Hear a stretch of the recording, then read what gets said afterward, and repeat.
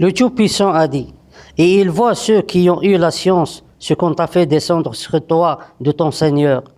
C'est ça ce qui est vrai et guide vers le chemin du digne de louange.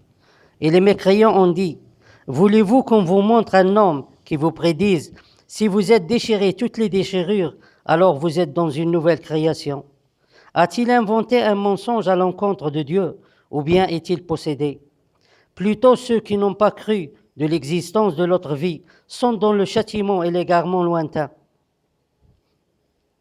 Pourquoi Dieu Tout-Puissant ordonne aux gens, et ceci en permanence, de croire à l'existence de l'autre vie, c'est-à-dire la vie éternelle, peu importe le fait de suivre une religion ou non.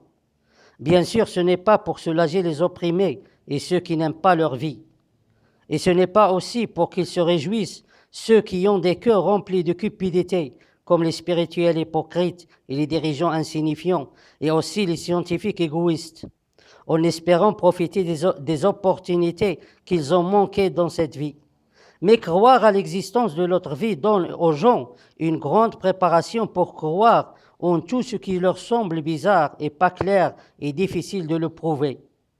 Ou au moins, il leur donne une préparation pour accepter tout ce qui est nouveau et ne pas le nier au début, mais attendre que la preuve soit venue. Et les premiers qui sont concernés par ces paroles sont les scientifiques, tels que les gens de la NASA. Car ce qu'ils voient dans le ciel n'est qu'une très petite chose de ce que Dieu Tout-Puissant promet les croyants.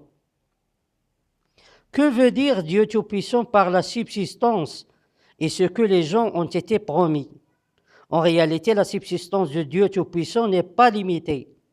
Ce n'est pas seulement qu'elle n'a pas de fin, mais elle suit l'imagination de l'homme, qui elle aussi n'est pas limitée.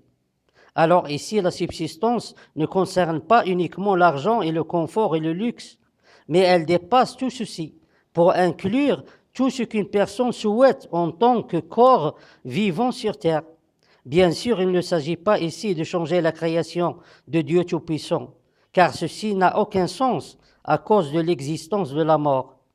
Mais on parle de la miséricorde de Dieu Tout-Puissant, et qu'il est prêt à réformer chaque membre du corps qui a subi un dysfonctionnement ou des dommages au fil des ans, ou dans un accident. Et il y a encore plus.